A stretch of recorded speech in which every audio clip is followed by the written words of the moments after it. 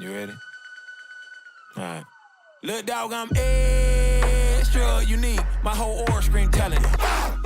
Top man. Season 3 underrated podcast, Shannon Shorter. PJ Warrior. We got a very, very special guest out the city of Houston. 3-time Greater Houston Player of the Year. All honorable mention, Big 12, Florida State signee, TCU signee, top 5 recruit coming out the state, top 50 in the nation, Miss AJ Alix. Hey, y'all. I forgot to say drafted to the WNBA. My fault. I didn't get drafted. Let's talk about Okay. that. Because people love to troll. You still made it. I got picked up. You made it to a place a lot I of people did. don't make it. Because, you know, people So like to troll. Let's give a round of applause to that. You made it to a place a lot of people don't make it. My man, PJ. So one thing on this show we like to ask, what makes you underrated? I would say people underestimated me because of my size. Like I said, we were just talking about Brooke McCarty. We were so little, but we did it all. And so growing up, people were like, oh, they're doing it here. They can't do it on the highest level. And then we did it. Yeah. And then it was something else when we got to the highest level. It was always something. And that's what I would say. I would say my size. I've always been little. I was in a smaller point guard. We played against like Courtney Williams. She was like 6'1". She went to Texas A&M. She's really tall. Yeah, so I would say my size. Okay, so when did you like fall in love? Who put the basketball in your hand? My brothers, for At sure. what age? 3. Okay, take us back to the South Side. You got a strong mama, single mama. Yeah. She raised you. You was in the household with only boys. Take us back to those experiences and what like shaped you along the journey as you look back in hindsight and say, damn, I needed that. Man, just being around my brothers for sure. Like, they were tough on me. Mm-hmm. So they treated me like one of them. So if I cry, it was going to house. You can't play with us. So if I got my shot block, I would be emotional. Obviously, you know that I would cry. But I would say being around my brothers, I wanted to be like them.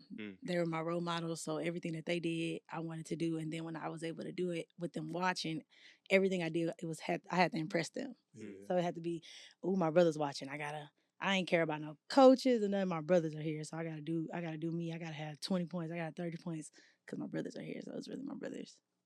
That's cool. So taking that you had your brothers, were you able to maneuver that into basketball and into your life? Always having somebody watch over you to keep you on your toes? Yeah. My brothers were big. Well, I would say my whole family was big on school for me. Mm. So they didn't really care about basketball as much as I thought they did.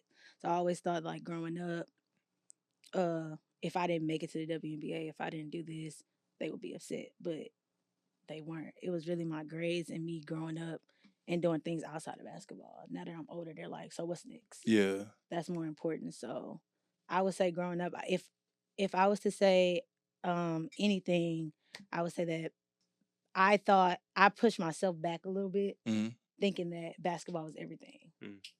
You know what I mean? So I thought basketball was my life. Like, I have to do this. I have to do this. And in order to make my family happy, I have to do this. But in reality, they didn't really care about that. They just wanted me to be successful in life, and that's after basketball. So what's next? Because the basketball always, you got to put it up one day. Yeah. Okay, so like that's always like a tough subject for athletes, right? That like love to like in whatever sport, NFL, basketball, baseball, whatever the case may be, it's always something after, right? And obviously I'm 13 years pro now, so I'm on the back end. So like my mind shifting and it's not easy. Can you just discuss your process? Obviously you had a few years overseas and then you ran into some situations back home that made you have to shift your focus. For sure. Can you describe like that process for you? Because I know how much you love basketball. Man. And how much you put into it, and just describe that process for us. One thing I will say, I was in a deep depression after my son, when I had him, because I had just tore my Achilles leaving the Mystics. So I was trying to get healthy to go back overseas because, you know, the WNBA season is summer. And so right after summer, it's summer overseas. So you're going back and forth. So when I didn't heal the correct way, I kind of just like went into like a depression stage where I didn't want to do anything. I didn't want to talk to nobody. I didn't want to hang out with nobody. I just thought it was over. So like I said, like with my brothers, this is where they come into peace, and this is where they was saying this is what's important. Now the basketball's over. What's next for you? And I just couldn't let the sport go though. I was always in the gym. Like sometimes when I would hoop, I would quit and I would say, I don't want to, what am I doing? Like, what am I here for? What am I working out for? What am I hooping for? I'm like, I'm not going back. So for me, it's just, I don't know. It was tough. Like I went through a whole depression stage from 2020, which is when I had my son, to 2022. And I had met Mac in 2021. So that was tough for him. He was dealing with somebody he had never seen. He didn't know what depression looked like. So it was tough. He was like, wait, what's going on? And I applaud him because he would go into places like things were okay. And we weren't at the time. When we first met, it was tough for him. And through that stage, what I would do is try new things. But I was realizing that you got to get back to hooping because that's what you need to be doing. That's what God placed you here for, to hoop. If not hoop, go coach, go help you do something with hooping. But I was trying to avoid being away from basketball so much because that was what was making me depressed, not going back overseas and being at home doing it. But then I connected with Show, and then Show got me back overseas, and it was fun. But injuries kept happening. Yeah. So I went to Finland. No, I went to Finland first. Got hurt. Mexico. I finished the end of that season, and then I went to Sweden, got pregnant.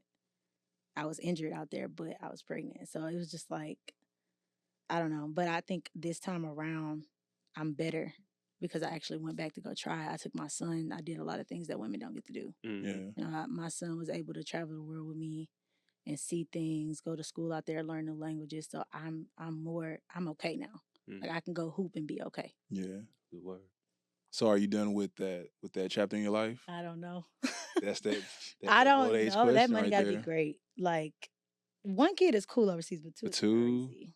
Like, but Man. yeah, if it don't work out, I'll be okay. Like Yeah. I'll be fine. But if the money is talking, I'm first like. Yeah, you and I are the same way because COVID stopped my process, and I have there's like a brick wall that's not allowing me to put the ball down. Because I mean, I feel like every day I go out there and hoop, I know I can still do it, but eventually you got to realize, like, look, something has to happen after basketball. Yeah. When you was young, you never thought it would end, Yeah. and people gonna tell you all the time, yeah, it's gonna end. Nah, I always thought I had it in the bag, bro. Man. Okay, let's backtrack some. Obviously, you was a household name in the city coming up. Not many had the name that you had in the city. You know, a 3-time player of the year. I mean, come on now, that speaks volumes. So I feel like your coming out party. Correct me if I'm wrong. Was your 40-point game in the playoffs against High Tide as a freshman? Mm-hmm. Do you agree or do you disagree? No, Like, how do you feel that about was that my best game I think in my life. in your life? Really? Yeah, 40 as a freshman is crazy. Yeah, that is. So like, just take us back to them times. You had some really good Bel Air teams. Obviously, I was always 1 and 2 in the state, Yeah. top 5 in the state, and etc. Like, obviously, you got close relationships with them girls that Yeah. you came up with. So like, just take us back to those times where you was grinding, making a name for yourself. Man, I think high school is fun. Like that's like we don't realize how important it is and how much fun it is until you actually get older and then you're in college and it gets serious and then you go to pros and now you're working for your job. Now it's a job and you got to really bust your ass every day for this job because you can get cut at any moment. Real life. And then in high school, it's fun. It's supposed to be just fun. Like enjoy it. Yeah, you're trying to get to college, but the most important thing is to enjoy it.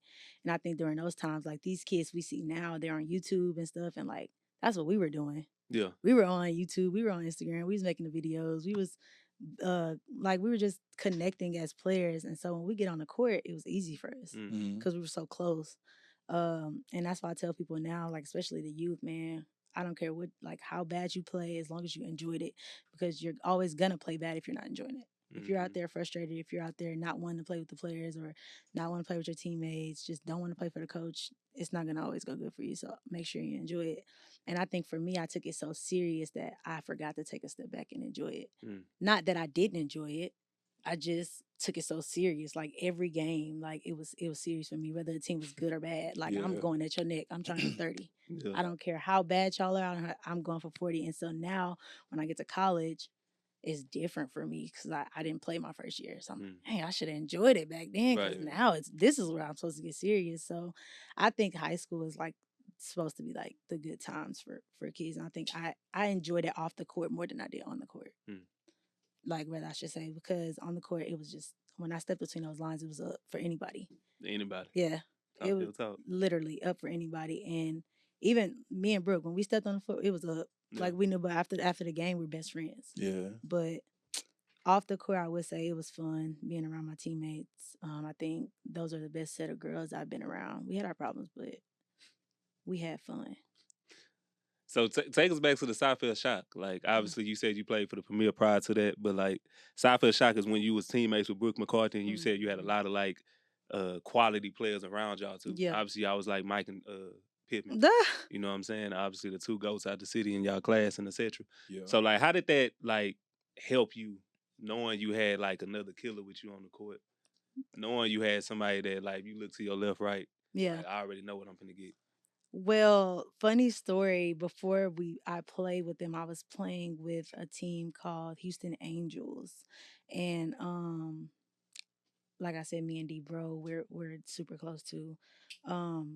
We used to beef a lot on the court because our brothers didn't like each other. Our brothers, when we played each other, our brothers was me and D Bro. Okay. So we didn't know each other. We just didn't like each other due to the fact that my brother, you beefing with my brother, I don't like you. Yeah. And so her coach ended up calling me in to play with them with Premier, and Brooke was on the team. But before, D would always tell me, man, I know this girl that's younger than you that'll kill you. I'm like, ooh, like, there's nobody in the city that I know. Like, but she was talking about Brooke, and I'm like, oh no, I know Brooke. Yeah. Like, but you feel me? I'm not finna say somebody gonna kill you for sure. But yeah, she a bucket for sure. Then he called me to come play with them. I went to go play with them, y'all. We didn't talk the whole time. I just hooped. Really? We can guess. I didn't talk to them the whole time, and so we won the tournament. And then he called me. He's like, "Are you gonna play with our team?" I'm like, "No, not finna. No, I don't even like them. I did what I needed to do. I just came to help you. That's it." And then over this like the fall, we went to go play basketball again with our schools, and we became cool. And I ended up playing with Brooke. And D had left. D's a little older than us. D went to college.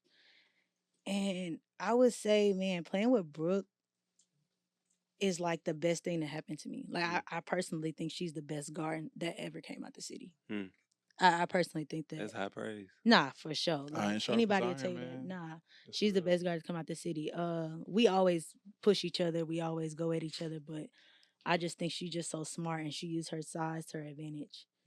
And she knows she's little. Her float game is 100%. I've never seen her miss a floater. Oh God, like, I'm so serious. But playing with her just made me so much better. Not that I mimicked her game. I was always myself, but she taught me how to, not to worry about the outsiders. Because that was another thing for me. Like, a lot of people would be in my ear about how she was better than me, and I would listen to it, and I would take it in, and it would bother me to the point where it would mess up. So you feel like people used to pitch y'all against each other? Yeah. How did you react to that? We were kids. Right. Yeah. We were kids. Like, we I'm not sure on her side. I won't speak for her side, but I took it in. I didn't speak to her. When we went to college, man, like, because people used to pin us against each other after we left college because we were supposed to go to school together. We were supposed to be a package deal. But then we went our separate ways because I got an offer to UT in 8th grade. I turned it down. And due to the coaches that I got close with them leaving. So I didn't want to start over with the new coaches because there was a coach there that my parents didn't get along with. Small flex. I didn't want my parents' beef with whoever to mess up my career in college. I didn't want to risk it. So I turned them down, which I regret. Yeah. When I say that, I regret it. Now, I wish I would have went to Texas. My career would have been so much better. But we're supposed to be a package deal going to TCU because at the time, our premier coach, that's where he was. That's where he got his job. But she went to UT. And so now I'm already mad at her because people are in our ear. And so now we're just not talking. Not that I beef with her because I think I'm better than her, because I'm beefing with her because people are in our ear. We're kids. Yeah. You know what I'm saying? So I'm just like, man, every time I play her, I'm going at her. I'm not going to talk to her. I'm going to report. That's what I'm thinking. So when did it shift? As in, like, got back.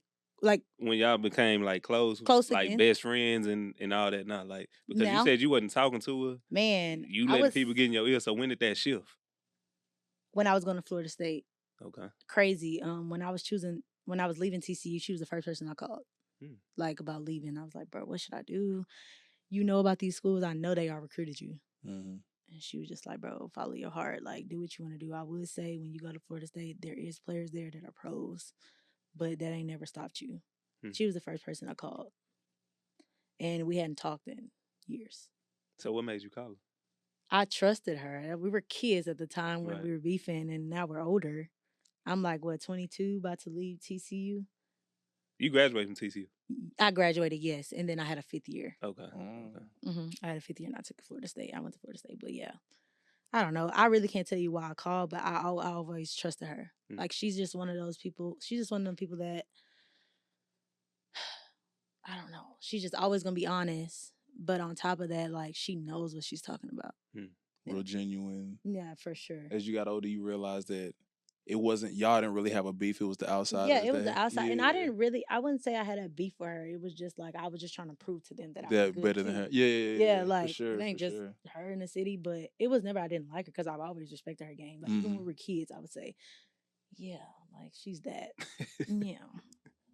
No. So fast forward, let's go to TCU. Obviously, you said you ain't play your freshman year. You had the red shirt. And then you back-to-back all league, honorable mention. How did that make you feel? What was the process as your freshman year as a red shirt? Because you coming from playing extensively to going into a new situation where you got to, like, sit, learn, try to, like, figure this situation out. Questioning yourself, did I come here? Why did I come here? 2 years. And you redshirted twice. I didn't redshirt twice. I didn't play when I came back after my redshirt year. Oh, really? Man, I didn't. Oh, you was on the bench. I didn't take my shooting shirt off. Okay. So what changed? How did your attitude change? What your mindset was like? What shifted? Well, when I redshirted, they flagged my scores, my SAT scores. They flagged 3 athletes from our school that went. One went to Kansas, one went to Texas Tech, 2 football players, and then me. They made me they made me take it over and gave me my year back. Okay. Wow. Yeah, because y'all have to now. Yeah. So that's why your freshman year you didn't. I was on the court finna play my first game. And then they pulled said, me off. You can't play. Oh, wow. We flagged your scores. And I'm like, huh? Like, what? And so I never heard of that. Yeah, and flagged my scores. So I took the test over, and then I had to write them a letter and tell them, like, so now that y'all got these scores back and it's almost the same, what we gonna do? Right. Y'all gotta give me a year back, or we gonna go to court. Because what we doing? Yeah. And so they gave me my year back. So I literally set out that year, which was cool. People was I had good people in my ear at that time telling me, this might be good for you. You get an extra year. Now you get to see what college is like. But then we got new coaches. So the coaches that recruited me, yeah. So this is my next year. So I'm asking my coach, like, hey, should I go? Like, you fucking with me or not? Yeah. And that's not me asking you fucking with me or not to just play me. Are you fucking with me? Like, if I work hard and earn this spot, you're gonna give it to me, or are you gonna fuck with who you fuck with? Yeah. Right? And she was just like, no, I heard you were good and blah blah blah. And I was just like, okay, perfect. I didn't play. Okay. I didn't play. And at the coach, crazy. And I think, and this is why I say God works crazy every time. My coaches from UT that I was supposed to go to, the one that recruited me there got the job at TCU. Head coach? No, not the head coaching job. Okay. She was assistant. Okay. So she got a voice. You got somebody. Right. Okay. I have somebody who have my back that knows me, and if my attitude do shift, she got me. She gonna fix it. Yeah. She gonna help me out. She's not gonna let me fail. Was your confidence like hit when them 2 years where you? I didn't want to hoop. Well, not even the red shirt. The year you had to sit. I didn't want to hoop no more. My mama didn't want to come into the games no more. Like, when they did come to the game, they would dip after the game. I'm like, girl, y'all all I got when y'all get out here. Real life. Yeah. And my mama didn't understand that. She was just so frustrated. They didn't like seeing me like that. Yeah. They ain't used to that. My brothers ain't used to seeing me like that. So that off season, I was working out 3 times a day. Going into your junior year, or your 3rd year? Yeah. Okay. You wasn't playing. 3 times a day. Like, I didn't miss a workout 3 times a day. In Fort Worth or in Houston? Fort Worth. Okay. I didn't come home. Okay. That's how serious. I was like, all right, she gonna have to find a reason not to play me. Real life. Yeah, because I had asked her to leave. I was trying to transfer. And she was like, no, because I'm gonna block every school. And I'm like, hey, I'm not even playing. So what can I do for y'all? Like, I just want to go somewhere where I'm happy, where I love, where I have confidence and all that. So she was like, no, you can only go JUCO. And I almost took that offer to go JUCO, but I ended up staying because I just told I'm loyal. Yeah. So Don't I had be to think loyal about to my a fault, team. though. Right. But I was so loyal to my teammates. They knew that I was good. So they were just like, AJ, like, just think about it. Like, try one more year. And I'm like, one more year is crazy. Doing the same thing to be doing nothing. After that, I'm only going to have one more year. Yeah. Right. That's all I got. And Right. I need at least a year before my last year to turn up. So your goal was to get to the WNBA, though? No. Really? Well, when I was little. Okay. So once you got to college, though. Because I had a coach behind me telling me that ain't the only way to make money. Yeah. So I had a coach that was really teaching me the game. She played in the WNBA, for 12 years? Yeah. So I had a coach behind me, literally like a mentor, like a mom. So she would literally have me in the gym 3 times a day. Yeah. I wasn't eating, because I really wanted it. And that next year came around, I played every game, started every game. And I think I ended the number 10 3-point shooter in the country that year. Like 43%.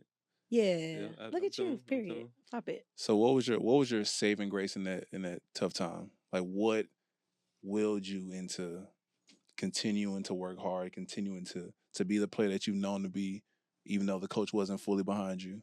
I think for me, it was just like me proving again, proving to them like it's like, because in my mind, I didn't act like it. Yeah. But in my head, I'm like, bro, ain't nobody out here like. For sure. You know what I'm saying? Like, but it's college, so I know that it's a system. I know that it's not about who's the best. It's about who can play well together. You got role players, and you got who the coach likes. That's just the reality of college. And I had to get that in my head. My coach had to tell me that. This is all the stuff she's telling me. So I'm just like, if I can figure out my teammates, if I can figure out their spots, if I can figure out the game and everything, our system, there's no way she can't play me. Yeah, she ain't got no choice but to have you on. They had our 3 playing the 1. Oh. That's how much she didn't like me. Like, she just did not like me. I don't know what it is. I'm just like, lady, like, what is it? Like, whatever it is, I'll fix it. Yeah. It was nothing. She didn't want me to fix anything. And so I just didn't give her a reason. Like, literally, it was always just ma'am. Like, even if I know she's wrong, like, all right, yeah, cool, I got you. So that's basically what it was, just me proving to them, like, I can hoop, just give me a chance. Because it was like, what they tell the freshmen. Make champion. Right. And they like to tell the freshmen, oh, we like experience. Well, how am I supposed to get experience if you're not giving me experience? I don't like that, because you got freshmen that's coming in like Juju. She's supposed to start. But like, what coaches aren't telling her, I'm trying to play my experienced players because I want no, that's not the truth. Tell the truth. Don't tell me how the hell I'm supposed to get experience. And you won't give me the chance. By my junior year, what you gonna tell me? Man, I'm not gonna lie to you. Junior year, because I'm not experienced. For sure. And you're supposed to be the vet by that time. And everybody look at me, but I became a vocal leader. I think that's what she wanted me to be, and I'm not gonna lie, I wasn't that. But it's hard to be that as a freshman. And your team is full of seniors and juniors, so it's hard to be vocal. But I became that when I was a junior. So you had a coach at Florida State, I think. Correct me if I'm wrong. Who you got a very close relationship with. Oh my goodness, I love her. You obviously hold in a very high esteem. Can you talk about that? Because I be seeing, my eyes catch things. Yeah, I be tuned in. I literally was just with her like 2 weeks ago. She real came life. out here. Real life. So just talk about that relationship and how she helped you. Yeah. Your last year and etc. Man, like they really saved me because I was done at TCU. Like. Really? Yeah, I told him I was turning in my job. No. You was burnt out? I'm gonna graduate. I'm done. I gotta figure out what's next. Yeah. But I just tried it to see what I was gonna get, like out of the portal. Like, what schools want me? Man, and to like I couldn't believe how many schools wanted me. You all Big 12. Yeah, but like no experience. But with Coach Brooke, and Coach Sue, my head coach at the time, I was close with her too, but it was just so hard. She was busy. But, all assistant coaches have their players that they're close with. But I respect those two so much because when I was at TCU finishing up, when I was going in the portal, they was in Houston visiting my family. Oh. Like, coaches don't do that. Really? I'm in Dallas. Y'all in Houston. Why y'all not in Dallas visiting me? Y'all in Houston visiting my parents. And it's just always been love with them. Like everything that they said they was gonna do, they did it. And to this day, I can call them right now and be like, "Hey, I need, this and this and that," and they'll have it. Like my mom was like, "I need 10 signed posters. I'll come whenever I come home. Come to Florida, I'll grab it." They sent it home to her. It's just always been love. Like I can call them at any time of the day. Talk to them about anything. I don't know. They just saved me, and it's just like I think that was most important for me. Like it wasn't even about the basketball part when I was at TCU. It was just about having somebody in my corner, and I didn't think I had that because until the coach from UT came to TCU, but then that's like one person. You got to be as a point guard. You got to be close to your head coach. You're the coach on the floor. Yeah. You got to listen to her. Like y'all got to have some type of connection, and I didn't have that. So at Florida State, I turn up. Everybody's like, "Whoa, who's this? Who's this?" Well, by the third game, my coach told me, "Oh, you can relax. Like you got a training camp offer already." And I'm like, "What?" She's like, "I don't know. You might get drafted. If not, you're going to training camp by my third game." And I'm just like, "Oh, I love it here." I was like, "I wish I would have spent all my years here," but like I said, like God knew what He was doing, and it worked out perfect. Yeah. So you get drafted. Well, my bad. I keep saying drafted, but That's cool. You get your training camp offer. You get the opportunity. You in the dub. What was that experience like? Did you? Well, you already said you was almost done. So you get to the dub. What was your mind at? Like, what was you?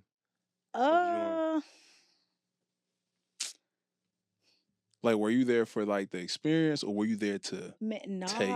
Well, I was already emotional because I was on the mock draft. You see your name on the board. Get drafted. Yeah, like, it's that place. Crazy. Yeah. Like, so I got my family over, and then you don't get drafted. You're like, oh, okay. But I get a phone call 3 minutes later, and it's like, you could have drafted me for the experience. Yeah. For the experience with my family. So it's just, So I go out there. So I already got a mindset like, oh yeah, it's up. Because y'all didn't draft me. Yeah. Whoever y'all drafted, I'm going at up. Yeah. It's up. So when I get there, I get a little nervous though, because it's like, it's different. The game is slower. The game is slowed down. It's not my type. My game is fast paced. Really? The W is slow. Like everything's half court. Everything is ran through their best player. You don't get nothing. If you got an open shot, don't take it. Almost. That's crazy. Yeah. I played with watching. Deladon. I saw that. I played with Elena Deladon. Oh yeah. Like that was MVP season. Man, right after they won. It ain't too many shared basketballs. Yeah. Deladon, one of them. Crazy. Yeah. No, like crazy good. I seen her live. Like when you walk in practice, she's sitting down because I don't have to practice with you niggas. I don't have to practice with y'all. I'm good. I'm straight. But when we hooping, put her in because she gonna hoop. When we done, take her out, sit down, and I'm with it. She nice. I'm like, I ain't never seen nobody like this before. She cold. I'm like, wow. So I'm nervous. I'm like, she gotta like me in order for me to make this team. Yeah. I gotta be her point guard, but she liked me. She threw me a whole birthday party at her house. Oh wow! Yeah, that's it was real dope. love. Yeah, I still got videos and stuff. She threw me a whole birthday party. It was just the team was just stacked. They were just too stacked. They had like 3 point guards already there, so I got cut my first year. But it was cool though. They told me they was gonna call me back, and they did. But it was cool. My experience was cool. Will I tell people to go to the W? No. If they're looking to play basketball and make a team, please just don't do it because it's so many spots. Man. Not that many teams. Like Deja Kelly. Like y'all know who that is? Yeah, hit that game winner. Crazy. And then you get cut. Yeah, that's crazy. Politics. You go for 13 in like 6 minutes. Hit the game winner, cut. Politics. That would have killed my dreams if I'm still in college. I'm like, oh, don't worry about me. Because I'm not doing that. So killed your dream. Yeah, like, I don't want to go to the W if she just got cut and had 13 in 6 or 8 minutes. The way they paying kids now, though, you can get some bread. You can stay in college all for. Talk about that. So you go overseas. You know what I'm saying? You go overseas and then you hit some, I wouldn't say adversity. You know, you gave birth to your son. Mm-hmm. You know, and you had to come home. And just conversations I didn't have, which I know how hard that was for you just to, like, give up the game. Yeah. But I got a adoration for, like, people.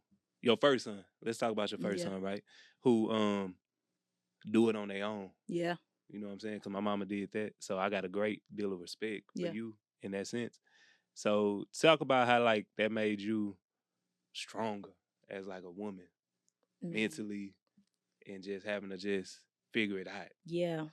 And then it was during COVID, like the beginning of COVID. Man. So I couldn't see friends. I can have people come visit. When I was having him, my mama couldn't even nobody could be in the hospital with me. So that was tough, like alone. But I would say, man, y'all gonna make me emotional because this is like the hardest times for me being with Kaden. And that's why now we're so close. Like that, like nobody can say nothing to Kaden because it was always me and him. It was always me and him. And I would say it does take a village to raise a child because my mom, the things that she do for me, it's like, I can't even describe it. Like, she'll do anything I need her to do. If I wanted her to move overseas with me to come take care of my son, she would have did that.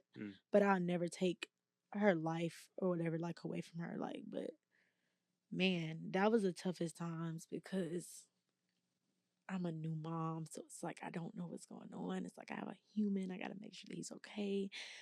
I got to make decisions not for myself anymore. It got to be for him. So it's just like super, super hard. And then I'm dealing with somebody who is manipulative.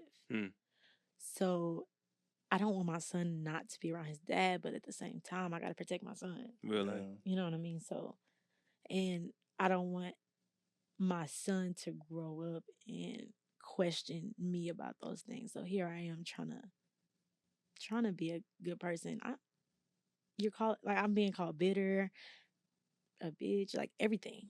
And I'm just like, how? Like, you don't pay child support. You don't do nothing. You're trying to do the right thing. I don't ask you for nothing. I just ask you to come see him for an hour. Let me go to sleep. Yeah. While you come get this baby. Yeah. Take him outside. I just want to take a nap. Do something. Take a nap. Yeah. That's all I ask. And then you got an excuse every time. And then you get on social media. And I don't like people in my business. Really? You get on social media. And then now everybody's in my business. And everybody's questioning me. And it's just like, it was so much. It was just a lot for me to take in. And so my mom would like literally be like, hey, is he important? Do he want to be important? So just let him talk. Don't text back. And I'm one of them people, I'm going to get it off. Yeah. I'm going to get off whatever I need to say, I'm going to get it off. Yeah. I'm going to get it off. Talk your shit. So if you say something to me and everybody like, oh, just don't respond. No, they going to hear this. Yeah. And get blocked right after. You never the bigger person. Never. You go low, I'm going 6 feet under. I'm going to hell. Like, no, I'm going to get it off. But now I've gotten better. I will block you and just like kill it because I take things there. When you piss me off, when I see you trying to hurt me, oh, okay, I'm gonna hurt you. But that, I would say that was like the hardest time ever. I don't wish that on anyone. I would say like women, when you have babies with these men, especially if they got other kids, if they not taking care of their other kids, your kid is not special. Nothing special about your kids. So make sure you are having, because I see men on child support who's taking care of their kids, and I'm like, what am I doing wrong? Wish, yeah. What do I need to do the whole child support? What? But I would say this. He's a good person. Outside of a relationship. Because when we were friends, we were good. Yeah. Once we got into a relationship and feelings started getting involved and we had a baby, I don't know. I don't know this person. I would say that I don't have, as far as him as a person, if anybody run into him, I have nothing bad to say about him. As far as, if you with him, good luck. I don't know. I don't know which one you're going to get, but he is a good person. So I don't want to just come on here and like bash him, but me and my son is good. That's all I got. Good word. We're good. Yeah, I know. You know your son, he always telling us y'all going this place and that We're place. not going nowhere. School and back. Hawaii is on his list, and it's going to stay on his list. He's ready. You're taking. He's ready. The iPad is charged and ready to go for that trip. That's crazy. The iPad ain't never charged. Okay, so like, you had your before you had your second child, you met Mac. You flaunt your ring, show the people what's going down. Bling, you just bling, recently bling. engaged. Yeah. Congratulations. To Mac, my guy Mac. You. Got a great deal of respect for him just from the strength of like taking responsibility of somebody else. Man. How did that was that like the the turning point in your relationship when you seen how he was with your kids and you seen how much he really cared Yeah. and etc. Yeah, for sure. I met him at a camp, at Pat Bev camp, and we didn't really talk the whole week. The camp was for a week. I'm like, this dude don't talk. What the hell? And then we finally started texting like after, and then we went on a date. And he was just like, bring your son around. Like, I want to meet him. And I'm like, this dude's weird as fuck. Like, I'm not bringing my son around. I already don't want to date. Like, be for real. Yeah. But then I don't know. I just tried it. And he, like, when I tell y'all, the day I seen him together, I was like, yep, that's my man. Really? Yeah, 100%. That's all it takes for me. Like, I don't care. I care how you treat me, but at the same time, like, I have to be in a situation where my son is comfortable now. Mm-hmm. It's two of us. You can't just have one. You have both. But My pastor say that all the time. yeah, you gotta have both of us. Not just one. We come as a package. But yeah, that's what did it for me. So what's next? What's next?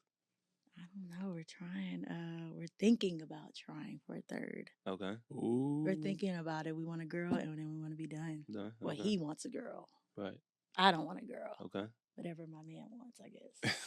Hey, so you said basketball not off the table. It got to make sense for you. Yeah, it does have to make sense. But right now, I'm just like, I'm good. Like, it can. Yeah, be done it for is me. what it is. So like, people don't know, but you, you playing the booth. You know, you got some bars. You can rap a little bit. A little. You know what I'm saying? Can we get like a 16 from you, 8 from you, whatever you want to do? Just Yeah, sure. for the masses. Okay, I got y'all. There go your camera right there. Eye contact. They looking at you. Period. Show up, show out. Y'all ready? Okay. I give a fuck about a bitch who ain't popping for shit, talking slick, get you pop like a perk. I came in this game on my own. I'ma take what I want. I'ma carry this bitch like a purse. I'm finna blow, feel like I'm about to burst. Come dive in this water. I hope you can surf. And I start rapping for fun, but shit start to feel like a job. How I get bitches work. I'm on my cut like some scissors. You play, you get injured. I promise I'm fly as a bitch. And I've been stepping on business. I'm popping like grease, so you play and get fried like some fish. He in my DM, but he ain't no shit. Can't entertain him if I can get rich. I slid up my number, but I call him Bunny. He a silly rabbit. He just want a trick. Hold up. Rapper Go turn ahead. hooper turn rapper, mama, Listen. the whole 9. You feel me? I'm just laughing because y'all staring right at me. AJ, That's why I got to the studio by myself, because people like to.